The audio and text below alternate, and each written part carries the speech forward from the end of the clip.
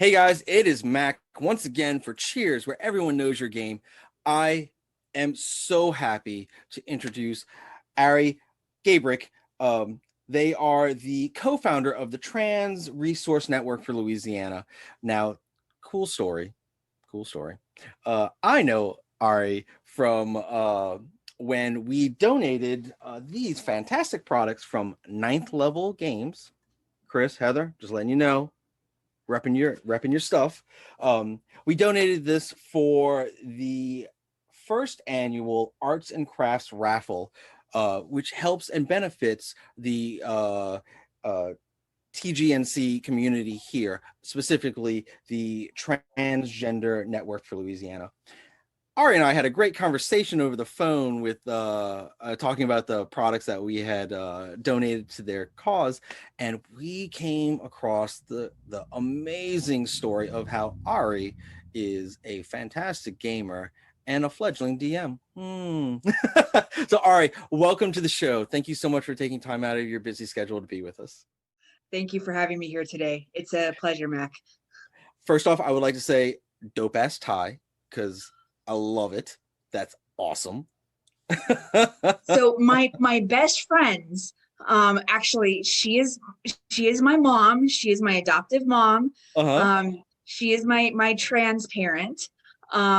She ended up getting this for me, and it Love it. is splatters. Let's let our viewers know a little bit about how you in particular got into D&D gaming. This was going on almost 2 decades now.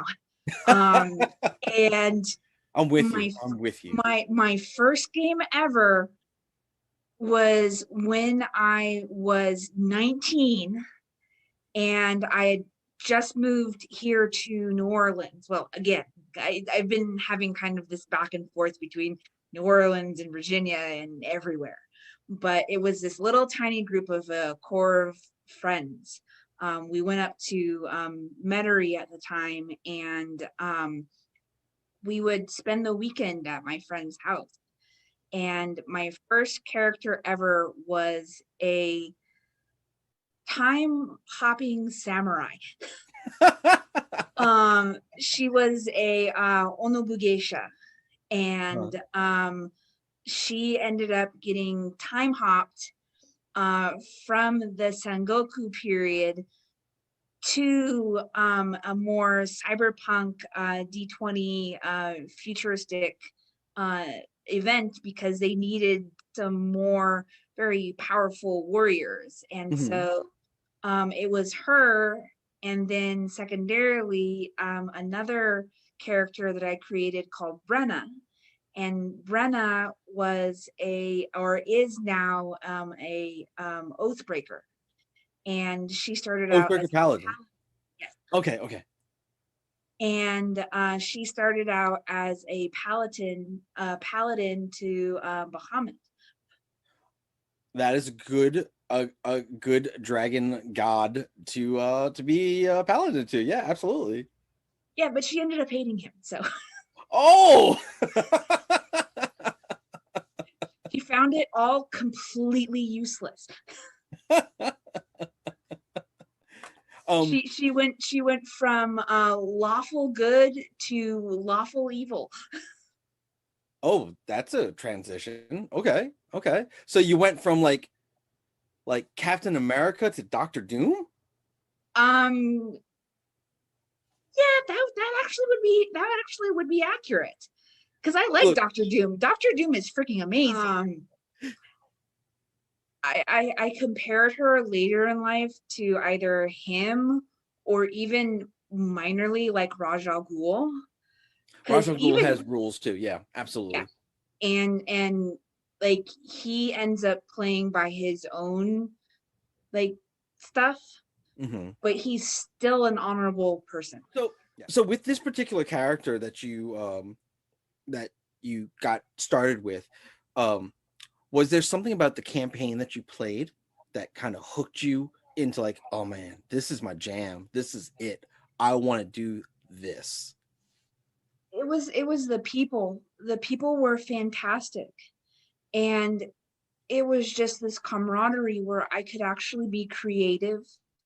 I could create anything that I wanted to, because as a person, I was definitely not lawful good. It was a challenge. It was a challenge playing somebody that goody two shoes. Uh-huh.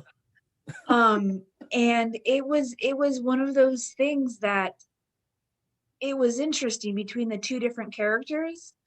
Um, like as they evolved and as they changed with time, it was amazing to see and watch their stories. And then, secondarily, once they ended up ending the campaign, like using them as npcs, or letting my dm write them into other stories that they ended up having.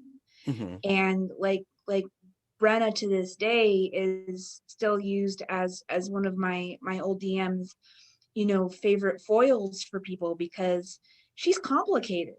She's Right. really complicated. Like, you look at her and you think evil, Mm-hmm.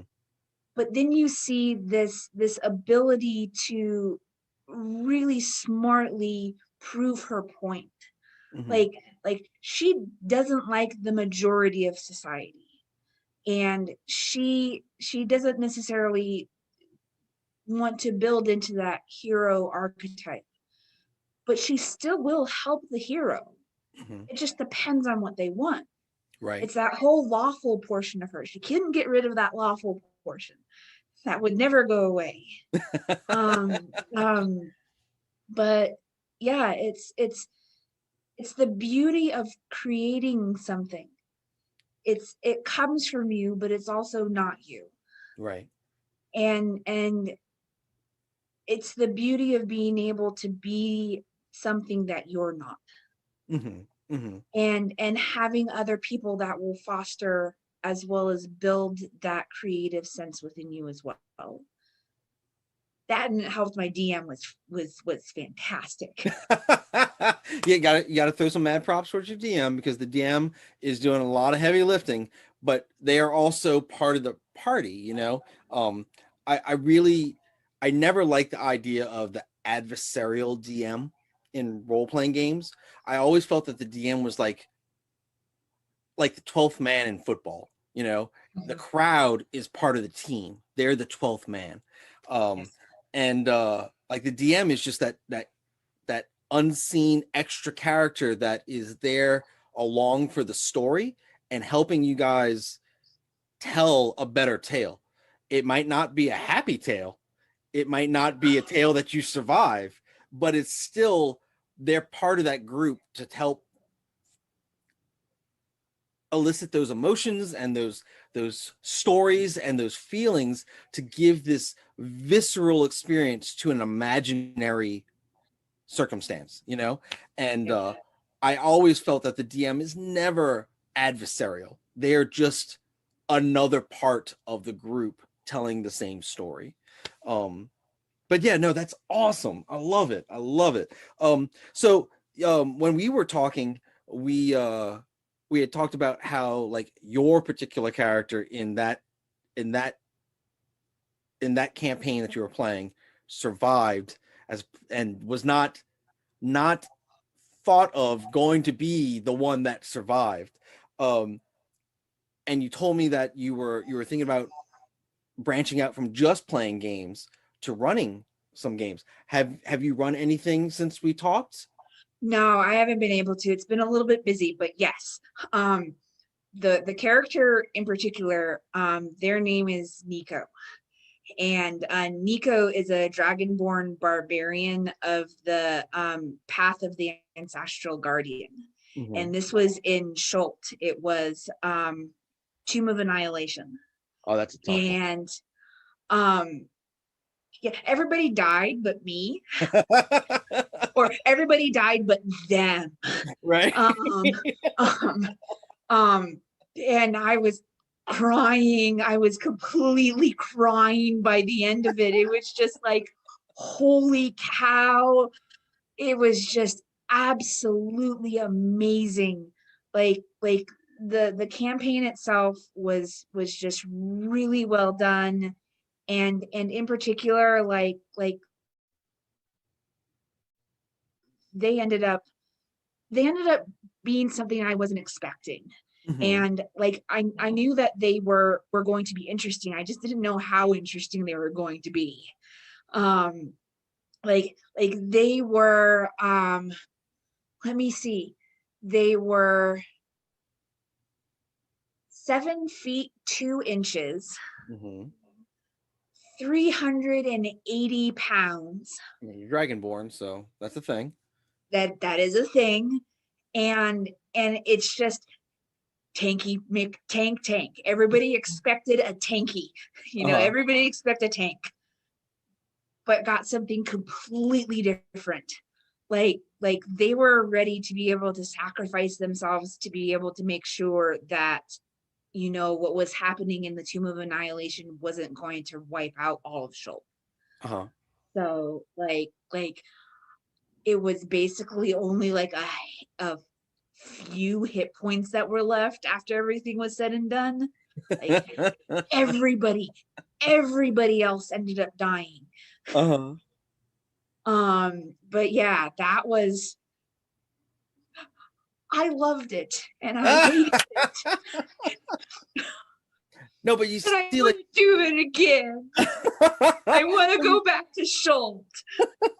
but like, this is what I'm talking about. Like, this is one of the cool things about the role-playing game hobby is like you are having a very visceral moment, a very visceral memory of a fictional imaginary experience, you know? And Yeah. like that's so cool, man. Like that is one of the neatest things about the hobby that I personally really love about role-playing games is that like we can have this conversation as if it were something that really happened to you because you were in that moment, you felt it, you felt the anxiety, you felt the jubilation, you felt uh, all the range of emotion that a human can feel for a fictional character that exists on paper and in your mind, you know? And I love that. I love that about role playing because like that's such a great thing. It's like don't get me wrong. I love my video games. I love my board games and I love my miniature games. I love my card games because they're all different cool hobbies to have. But hands down, man, the role playing genre, like that just it tickles all the things that you want it to tickle and then some. It just like when you get a good group, you have a great storyteller, um, and you just have like these memorable moments, it gives you gold. It just does. And I love that. I truly, truly love that. So you haven't run any games since we last talked, but definitely I'm expecting next time we check in with you, I hope to hear that we have some games going on. I've been really interested in this new campaign, and it was a third party book called Homewood or Humblewood. Homewood. Humblewood. Humblewood. Yeah, with the anthropomorphic animals. Yes. Right. So Yeah. Oh, it looks really cool. I am in love with the totality of that setting. Uh-huh. And I really want to be able to run one campaign from that one because I think the possibilities, especially using animals, would be a really great thing for the TGNC community because I want to be able to start a D&D campaign specifically for us I because never saw that. there's not a lot of places. There are a lot of Discord servers. There's not a lot of places that have stuff that's specifically for the TGNC community and tabletop. There's a whole slew of different anthropomorphized species within that one, and I'm going like the possibilities of setting that up and the storytelling that can end up happening with it is just endless. I would be remiss in my duties as a shop owner if I did not tell you we actually. It's funny that you mentioned Humblewood because we had just finished talking to them as the I'm sorry, I had just finished talking to them as the store, and we are going to be carrying their entire line in our shop starting in April. We're going to carry their core box set, their main rule, main rule book, their animated spell cards, all sorts of stuff. But yes, we are carrying the entire Humblewood line, and I never thought of it as a device that could facilitate um, uh, a more inviting space for transgendered stories. But now that you have talked about it, I was like, oh my god, that's fantastic. That's perfect. So I have a good question that's been bouncing around in my head. Um, in your experience with D&D, is there a particular type of character that you personally like to play, and what does that say about you as a person for the character that you like to play? Like what type of class and what type of alignment? I've tended to play um I've tended to play kind of the more rare races. Okay. I love my dragonborns. Um but recently I've been really enjoying tieflings. Oh, tieflings are good. Yeah, yeah. And I played something that wasn't expected. And I ended up kind of delving more into the ranger aspect of things. Mm-hmm. And I found that despite kind of the warnings against using them as rangers, they ended up actually doing really well. I Okay. would say I go between either a ranger or a druid. And there's this whole kind of like, I love the natural aspect of the two of them. Mm-hmm. I've really loved how connected they are towards nature. And druids in particular, there's kind of this malleability, especially with the ability to, change form. Mm-hmm. And it's that change that kind of ends up being, the wild shape. Mm-hmm. That ends up being one of my favorite things. So I would say my top three are druid, ranger, barbarian. Druid, ranger, barbarian. Okay. So, um, before I circle back to this question, I want to circle back to this question. What about alignment? So alignment. I've always tended to be kind of chaotic neutral. Oh, okay. Um Okay. and of recent I've been kind of more lawful neutral. Okay. And like it's the creativity of it. Mm-hmm. Like like there's so many different ways of interpreting it. And you can have some really great ways that you interpret it, but then it can go completely wrong. Yeah. So, other than like D&D, are there any other games that you enjoy playing, or is there anything on your radar that you really want to get into? Cyberpunk. Cyberpunk. Cyberpunk. Cyberpunk is definitely hot.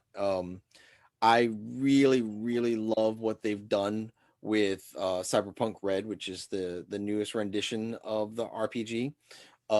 It's a prequel to the video game series, but it does such a great job of like cutting things down to its base value and then giving you the like, hey, this is a pistol, but then you can add all the things that you want to add to it to make it this heavy pistol that has sighting, like tracking and sighting, and like uh a tracer and the bullets, and it's like it gives you the tools to be able to facilitate those things, and it's really the best version of cyberpunk I've seen in a long so time. Here's a you are the co-founder of the trans resource network of Louisiana, and you mentioned to me when in our phone conversation that you guys set up TGNC inclusive events to gaming events throughout different gaming spaces.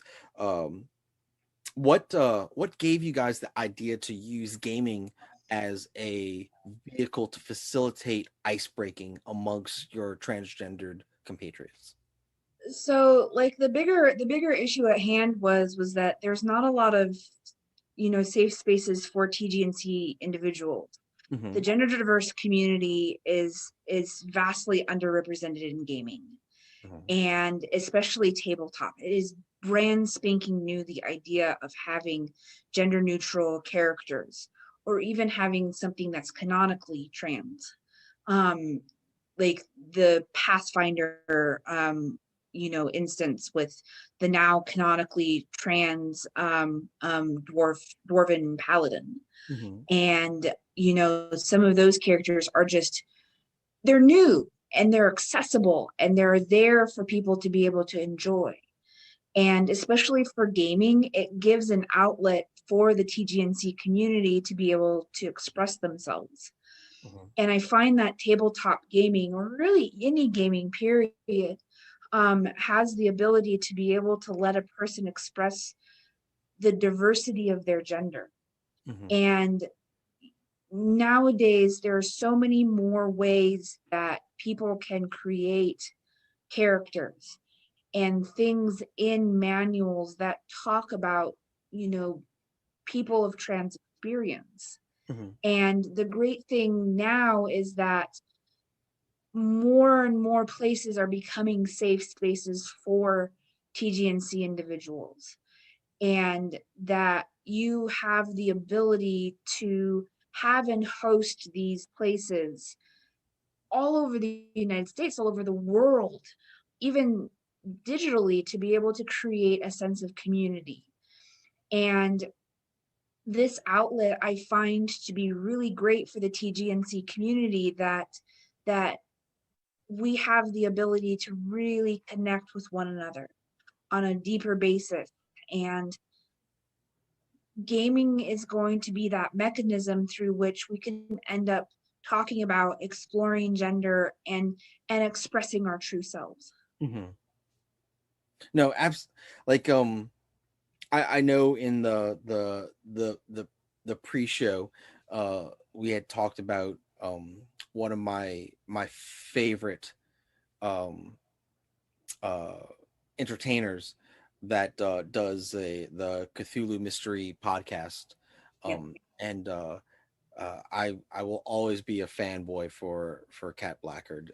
She uh is a transgendered person, but she her depth of work speaks volumes about the creativity of the person that she is, and that is not based on her gender. It's just based on the fact that she is just a, a kick-ass creative person that has been able to leverage her talents and the the people that she knows around her to produce a superior product that is entertaining and inclusive. And you're right, the gaming hobby is a great mechanism to be able to tell stories in that space, you know, for anyone. It doesn't matter who you are, what you are, you can still tell great stories, and that is what you should be uh uh held to, is like, was this a great story, you know? And I feel that that's the most fair space for everyone, you know? So I really am appreciative of the fact that you are using gaming as more than just a diversion. That is something that I constantly am trying to um, teach people that I speak to daily, that games are not just a fun diversion or something that is a waste of time. It can lead to so much more. It can lead to some very healthy practices, and it can lead to some really amazing experiences that are both educational and enjoyable. So no, that's really, I'm so I'm so enamored with with uh with the fact that your organization uses that medium to be able to do stuff like that. Can you please tell our viewers a little bit about the Trans Resource Network of Louisiana, what your organization does, and of course, you know, anyone in our audience who is interested in either being an ally or would love the resources to know more about themselves, how they can find you. So we are on Facebook and Instagram. Mhm. TR NOLA helps. And what we do is that it's exactly in the title. We're a resource center. We direct people to the resources that they need in the greater New Orleans area. We've also helped some people outside in the country, in the United States as well. But we're here to be able to help provide connections through a mutual aid network of allies and TGNC individuals. And the basis of the totality of our group is to be able to get things like housing, job placement, and training. We end up connecting with various other different non-for-profits throughout the city. We have connections to discussion groups, and we try to be able to facilitate connections to and with the TGNC as well as the ally community as well. We are actually also fairly soon going to be opening a clothing closet for TGNC individuals out in Belle Chase, and it'll be a permanent location where people of trans experience can come to get gender affirming clothing, shapewear, things like gaff, underwear, binders, and different clothing items that are gender affirming. So like I said, we're here as a resource. We're here to connect the TGNC community with the goods and services that they need, not just to survive, but to thrive. Awesome.